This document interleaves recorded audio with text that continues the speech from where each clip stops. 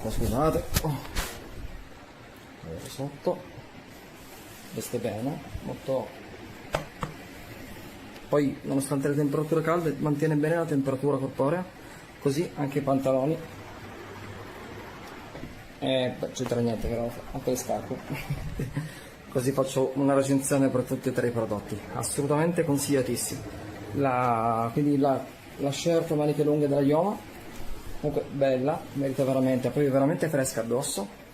Calcolate che oggi è il 18 giugno 2025, c'è già una bella temperatura, ma tiene veramente tanto la temperatura.